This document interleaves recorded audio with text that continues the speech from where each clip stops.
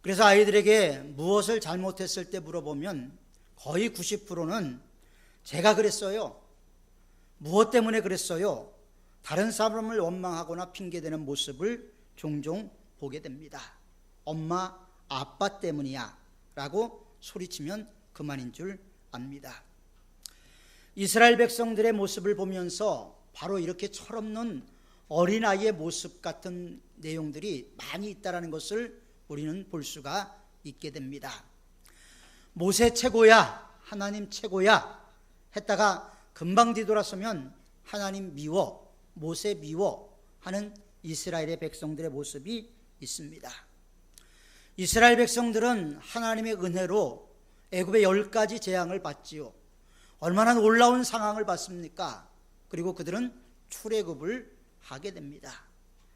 출애굽을 하는 과정에서 애굽의 군대가 추격해 오고 앞에는 홍해 바다가 가로놓여 있을 때 이스라엘 백성들이 모세를 향해서 한 말이 있습니다.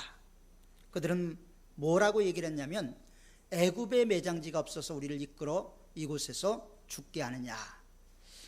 그들의 입술에서 가장 먼저 나온 것은 하나님께 기도하는 것이 아니고 원망하고 불평하는 모습이었다라는 것을 우리는 성경을 통해서 분명히 볼 수가 있습니다. 그래서 늘 불평하기 좋아하는 분은 천국에 가도 불평을 하고 지옥에 가도 불평을 한답니다.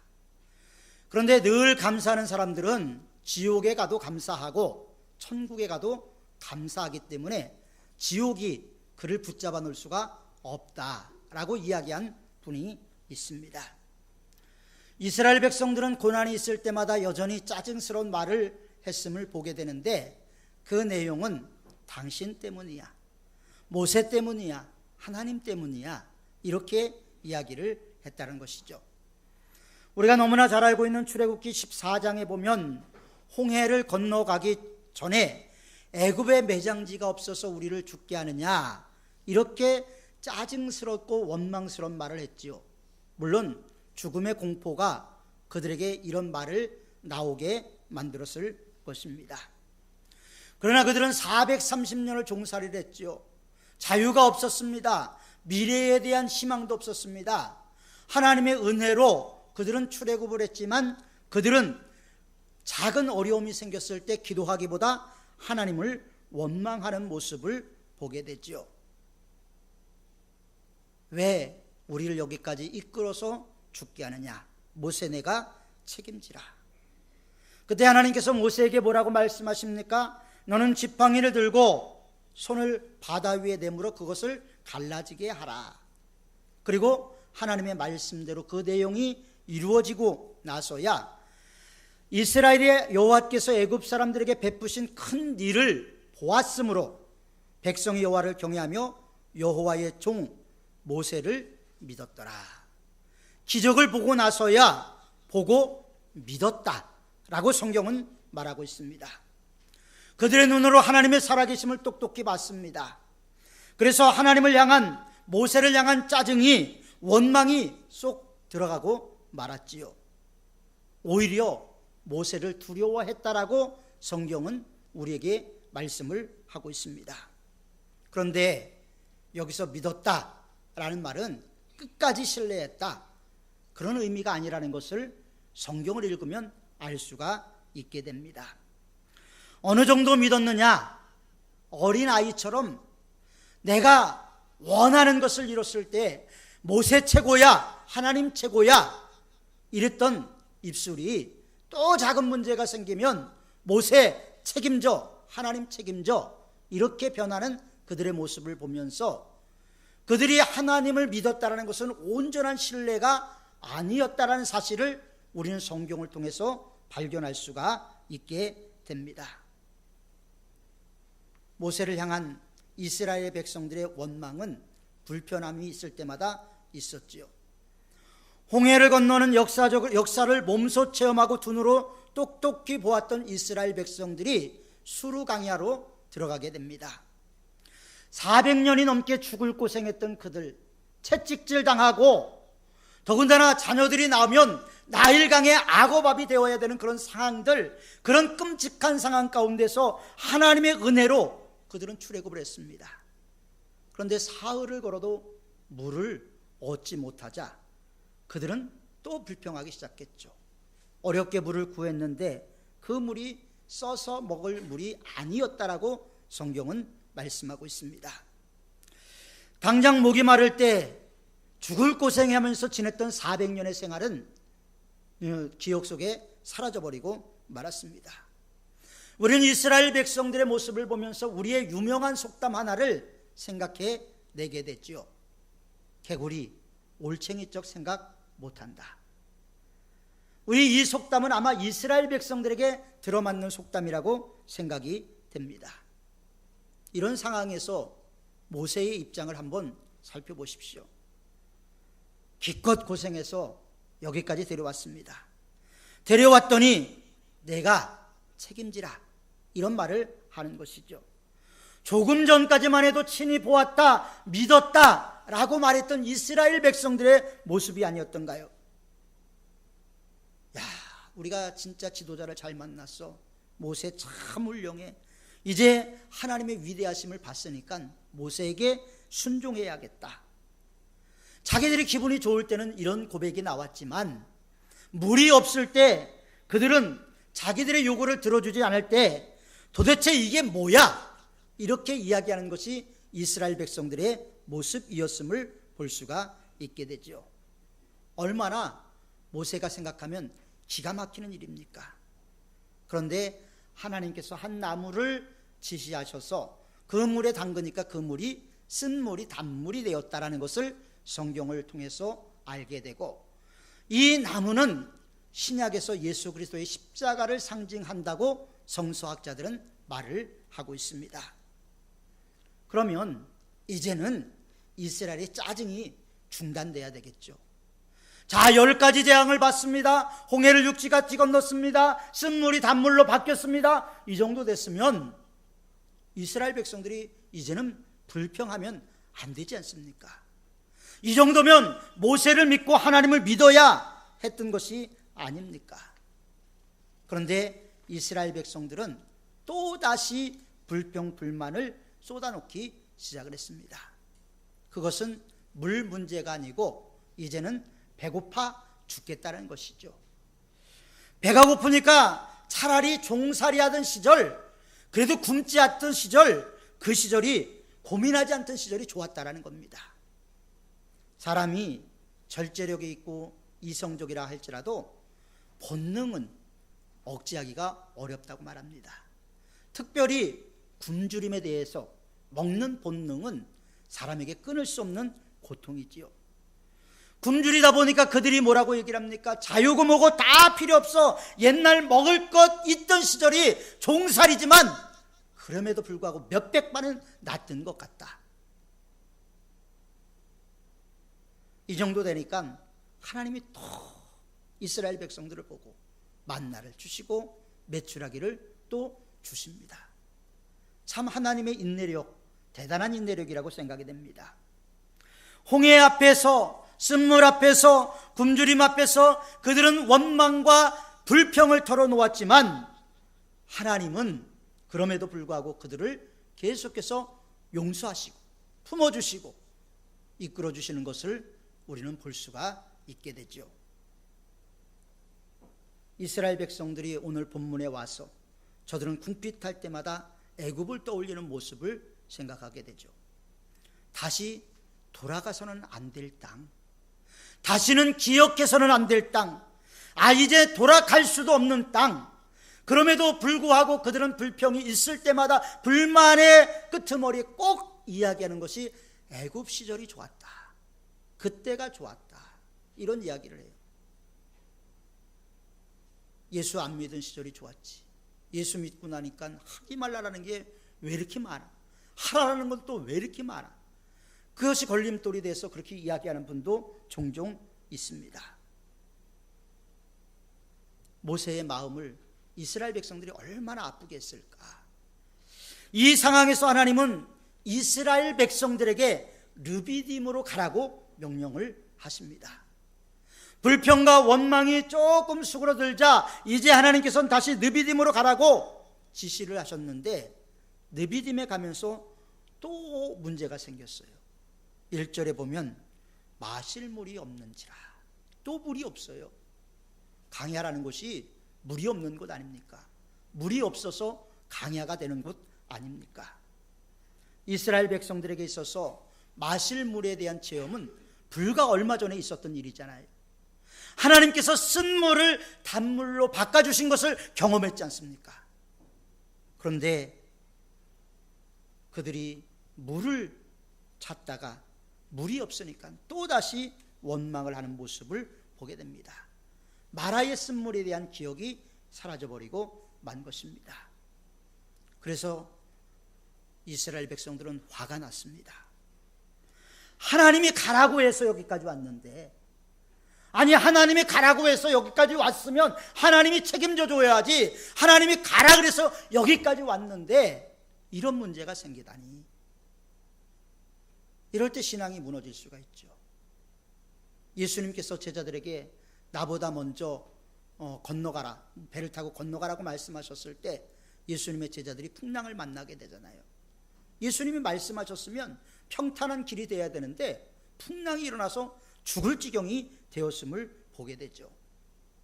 오늘 성경도 하나님이 말씀하셨으니까 그 길에는 문제가 없어야 되는데 문제가 생기게 되었다는 것이죠. 그러자 이스라엘 백성들은 모세에게 우리에게 물을 주어 마시게 하라, 그러면서 모세를 코너로 몰아붙이기 시작을 합니다. 또 그들의 병이 도지기 시작한 것이죠. 이게 뭐야? 내가 책임져. 물이 없잖아. 우리 자녀들이, 우리 가축들이 다 죽게 생겼는데 내가 출애굽을 시켰으니까 내가 책임져라. 계속해서 모세를 몰아붙이는 모습을 보게 됩니다. 이때 모세는 너희가 어찌하여 나와 다투느냐? 어찌하여 여호와를 시험하느냐? 하나님의 은혜를 그렇게 많이 받잖아요. 능력을 받잖아요.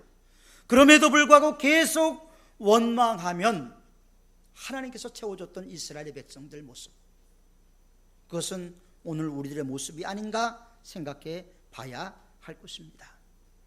예수 믿으면 다 잘 되는 줄 알았는데 신앙생활 하다 보니까 예배 잘 드려라, 헌금해라, 이게 뭐 이렇게 요구하는 게 많아. 그러면서 시험에 들기도 하지요. 믿어봐야 소용없어 라고 말하는 사람들도 종종 있습니다. 오늘 3절에 보면 이스라엘 백성들은 이성을 잃어버린 상태가 되어버렸음을 짐작할 수가 있지요. 원망의 소리를 내는 이유는 물에 가라였기 때문이라고 성경은 말하고 있습니다. 지금은 물 생각밖에 다른 생각이 도무지 나지 않는 것이 이스라엘 백성들의 모습이었습니다. 사실 하나님께서 이스라엘 백성들을 출애굽한 것은 강야에서 물을 주기 위해서 출애굽한 것은 아니지요. 오히려 물은 저들의 주장대로 한다면 애굽이 더 많습니다. 나일강의 젖줄, 나일강이 있는 애굽이 더 물이 풍성했던 곳이었죠. 그러나 이스라엘은 과거 이야기를 늘 반복하면서 애굽의 이야기를 계속해서 꺼내고 있는 내용을 보게 됩니다. 물이 없어서 물 있는 땅만 생각을 했지, 진정한 하나님의 비전, 자유, 이런 것에 대해서는 그들은 망각하고 있었던 것입니다. 이것이 우리의 한계죠. 문제가 생기면 먼 미래를 내다보지 못하고 눈앞에 있는 것을 해결하지 못해서 급급해하는 모습이 바로 저와 여러분들의 모습인 것입니다. 이럴 때 우리의 마음이 피곤하죠. 지치지요. 잘 견뎌내가다가도 당장 시급한 문제, 시험에 빠지면 우리는 여지없이 무너지게 됩니다. 먼 미래에 대한 이야기를 해도 들리지 않습니다. 하나님의 나라에 대한 관심도 없습니다. 천국에 대한 소망도 없습니다. 하나님의 명령에 대해서도 여러 가지 핑계를 대고 이유를 대게 되는 것입니다. 여러분들은 마음이 피곤할 때, 지칠 때 어떻게 풀어나가십니까? 어떤 분들은 CCM을 듣기도 하고, 어떤 분들은 조용히 묵상하기도 하고, 어떤 분들은 잠을 자기도 하고, 여러 가지 해결 방법이 있을 것입니다. 그러나 모세는 육신이 피곤할 때 해결 방법을 신앙에서 찾았음을 볼 수가 있습니다. 모세는 기도함으로, 하나님께 내어놓음으로, 하나님의 음성을 듣기를 원하는 그의 마음을 통해서 문제를 해결시켜 나가는 모습을 보게 됩니다. 내놓으라고만 요구하는 이스라엘 백성들을 이끌고 40년을 모세가 섬길 수 있었던 것은 기도의 능력이었다라고 생각이 됩니다. 모세는 계속해서 뭘 내놓으라고만 하고 너 때문이야 라고만 말하는 이스라엘 백성들, 철없는 그들을 포기하고 싶은 심정이었을 것입니다. 이 백성들 다 버리고 나 하나의 안락을 찾고 싶은 마음이 간절했을지도 모릅니다. 그래서 그의 마음속에는 깊은 피곤이 쌓이게 됐죠. 그런 울부짖는 기도로 문제를 정면 돌파하게 됩니다. 모세를 피곤하게 하고 지치게 한 것은 이스라엘 백성들만이 아니었습니다. 광야의 환경도 마찬가지였습니다. 호렙산의 반석에 물을 가로막고 있는 커다란 바위돌 때문에 모세는 또 지쳐 있는지도 모릅니다. 환경에 지친 모세에게 하나님께서 말씀하시죠. 내 지팡이가 있지 아니하냐. 내 지팡이라고 말씀하고 있는데 이 지팡이는 하나님의 능력의 지팡이였습니다. 그 다음에 등장하는 아말렉과의 전쟁에서 이 지팡이는 하나님의 지팡이라고 선언이 되고 있습니다. 이 반석을 깨트릴 수 있는 능력은 하나님의 지팡이, 하나님의 능력만이 깰 수가 있는 것입니다. 여러분들 앞에 엄청난 문제가 있고 고난이 있고 시련이 있고 어려움이 있다 할지라도 그 어려움의 반석을 깨고 나갈 수 있는 것은 하나님의 능력의 지팡이가 있을 때 가능한 줄 믿습니다. 하나님의 지팡이를 모세가 손에 들었던 것처럼 저와 여러분도 하나님의 지팡이를 손에 드는 축복이 있기를 축원합니다. 열악한 환경, 나에게 불리한 환경에 지쳐 있습니까? 인간관계 문제 때문에 지쳐 있습니까? 남들이 가지고 있는 물건을 내가 갖지 못해서 마음 상하고 지쳐 있습니까?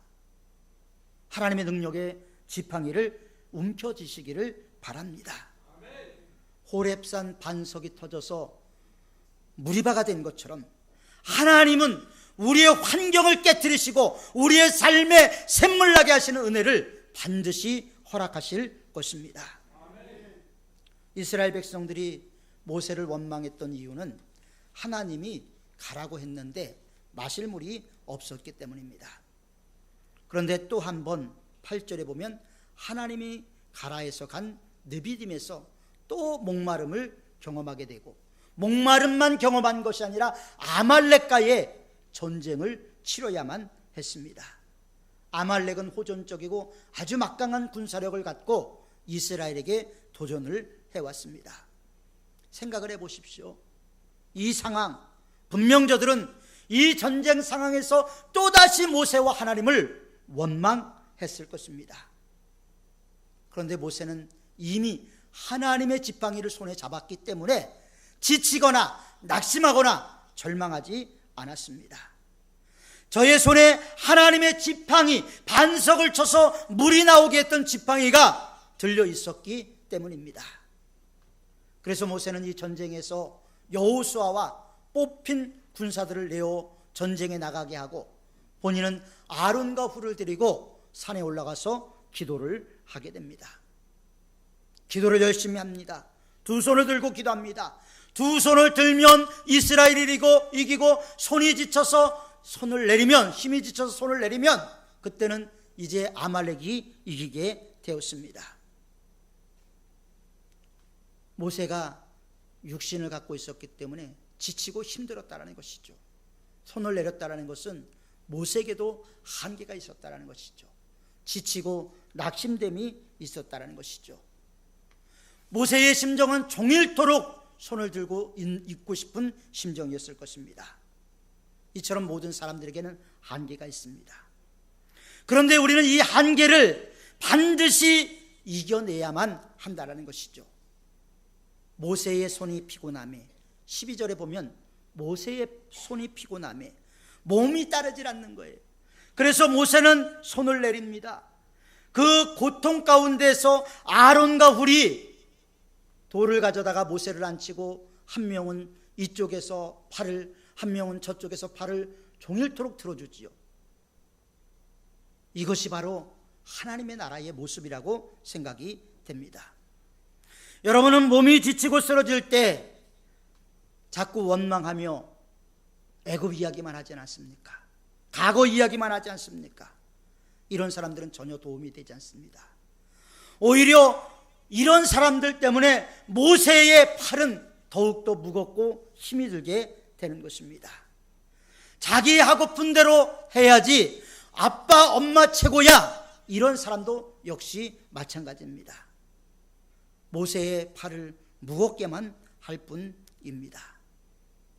사랑하는 성도 여러분, 지난 8월 4일 기독공보 일면에 또 비극적인 기사가 하나 실렸습니다.